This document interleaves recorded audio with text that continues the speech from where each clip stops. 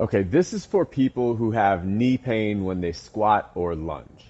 A lot of times we kind of avoid those exercises because we don't like doing them because they incite pain. So a lot of our solution to do them is to turn our feet out, right? And one of the other solutions is to avoid them altogether. But this may be a solution for some people where they turn their feet out and all of a sudden they don't have knee pain. There's a problem with that because then when they get back to this position, they do. And so this actually can be creating the pain, right? Because if I look at this, and maybe I'll take my shoe off. But I don't know if you'll be able to see this, but when I go here, right, what happens is it makes my arch fall flat, right? So my arch caves in a little bit. And then when that happens, my ankle bone falls closer to the ground, right? So not a problem while I'm squatting in this position, right? But what is happening actually is if that ankle falls down and you watch my knee, so if my ankle falls flat, my knee starts to turn in. And I don't know if you can see that far, but if my ankle falls flat, my knee turns in. So I start loading and stacking the joints in a position that isn't really optimal for producing a lot of force. And so what happens, so let's say I'm here, right? So my foot falls flat, my knee caves in, I'm here, and now I'm asking my body to drive upward with force, and maybe I'm holding weight in my hands, maybe I'm not, but that knee caves in, and now it's out of alignment, it's not stacked on top of the ankle, and so I'm here, and I'm asking the joints and ligaments to do part of the work, and this is what they say, "Ah, mother, stop it!" Right? So I don't really get the solution I'm looking for.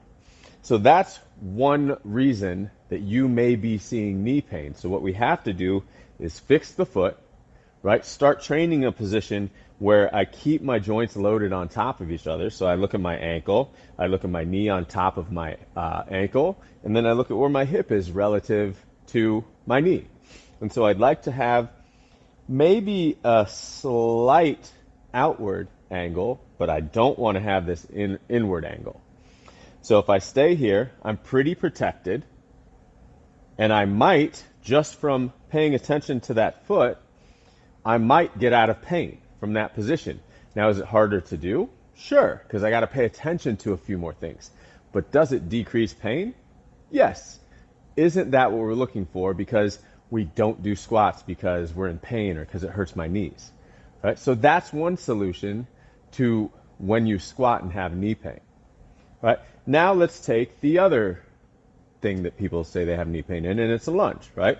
So they're going to come down here and come back up. And when they come down here, they might have pain in the back of the knee, or the back knee, right? They might have pain when they come up. And the issue here may be that back leg, right? It may be that they're putting too much pressure on this leg when they go down or up. And so I'm going to put my toes into the ground on that back side. And now I'm going to use my back leg.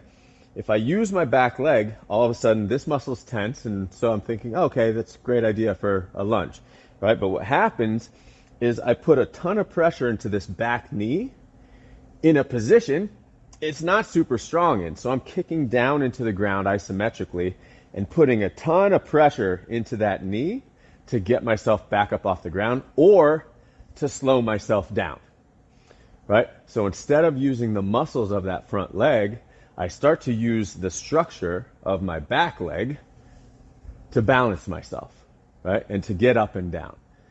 When in reality, that's not optimal. It's going to increase pain, it's going to increase inflammation, and it's going to decrease the results you get out of lunging or out of squatting. And so in reality, what we need to do, we probably need to drop some weights, right? Don't even pay attention to the weights. But we need to pay attention to this front leg. And what we need to understand is how do I slow myself down to lightly tap the back leg onto the ground through my front leg. So I'm going to pay attention to, let's go this way. I'm going to pay attention to my hamstring. I'm going to pay attention to my glute, right? Both of those guys should be on as I'm lowering myself down. And this back leg should be able to come off the ground and move around freely, right? So then I really load that glute and that hamstring. And then on the way up, I do the same thing. I don't kick off this back leg, right? What I want to do is drive through here and here, right? And so I'm not trying to kick off that back foot or that back knee, and I try to drive through this front leg and come up. And what a lot of people will find out is they aren't as strong as they thought they were. Because now I've got to use those muscles to get myself up, when in reality, what you were doing was kicking off this back leg, bending forward and pushing this way, right? Now you can hide it as much as you want, but that's what was happening if you have that knee pain. So I need to lose the ego and start to understand how to use my muscles to get myself down, right? And it may be that you don't have the requisite strength right now. It's a very humbling experience, because it may be that you don't have the requisite strength to get yourself down into that position. So I may have to fold at my hips a little bit more to coach myself into learning how to use those muscles, right? And not letting this knee cave in, right? Because I don't want that, because that starts to give me that knee pain. Now I got to figure out how to use this hamstring and this glute to get myself back up off the ground without pushing into that back foot. Being able to push off that back foot and driving through this glute.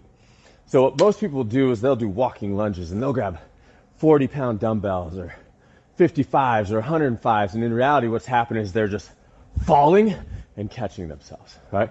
So they're falling, catching themselves with that back leg, and then pushing up here. None of which is benefiting them the way that they want it to benefit them.